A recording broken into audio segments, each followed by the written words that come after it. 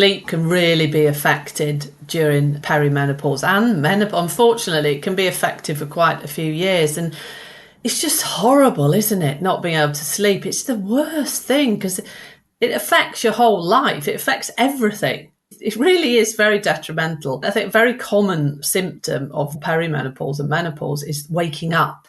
So you go to bed, you fall asleep, and then you wake up at 2, 3 in the morning and you're just lying there, wide awake. And then your brain starts working, doesn't it? And you start thinking about all the things you need to do. Oh, I should be doing that. And then you just get into this cycle of kind of anxiety, and it's very difficult to go back to sleep.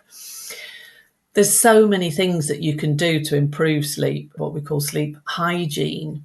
One of the things that I find, this maybe sounds very basic, but I find with my clients and when I do programs and we talk about sleep is I get them to, not everybody likes this, but they do it. They're not allowed to have their mobile phone or any appliances in the bedroom. So they have to charge everything in another room. I make them buy an alarm clock, like an old-fashioned alarm clock. And even just that small thing makes a difference. Because what do you do when you wake up in the middle of the night? The first thing you grab for is your phone, and you start surfing, and you've got the light from the phone that interferes with your melatonin production.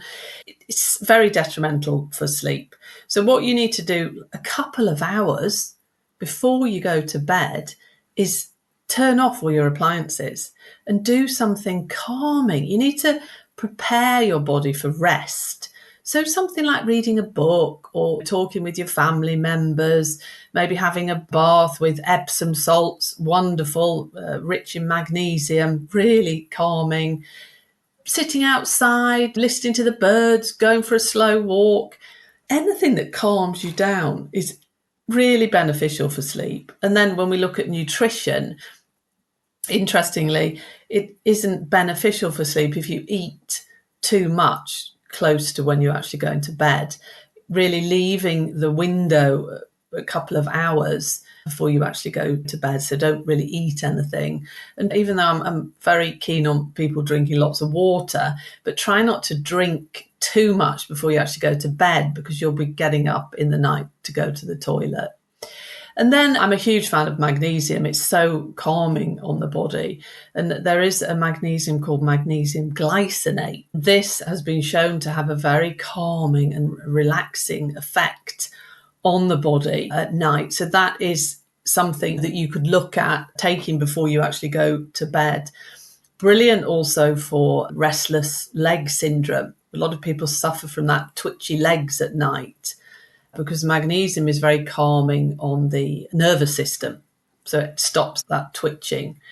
And then really just looking at your bedroom, you can buy blackout curtains to make sure the room's dark.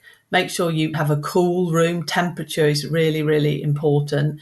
And there are actually some great things that you can buy. You can actually buy like a cooling blanket for ladies that maybe suffer from night sweats, and cooling pillows. The feedback that I've got from people that use them say they're very helpful. And also aromatherapy oils are lovely to use before you go to bed to calm you down, particularly lavender. You can actually put a little bit of lavender on your pillow, and it has a wonderful soothing. Aromatherapy oils are very powerful and go into the blood circulation. But it's all about doing things that calm you down. And if you do wake up in the middle of the night, a very easy thing to do to reset and to calm you down and hopefully help you go back to sleep is to do deep breathing exercises. Just to take some deep breaths when you lie there. It's easier said than done, but your brain going into overdrive, that's what you really want to stop. Some people find it beneficial to just write down what they're thinking about. There's a couple, I have to do that tomorrow, I need to do that. If you have a journal by your bed, just write those things down, because it feels, once you've written that down, it enables you to relax better.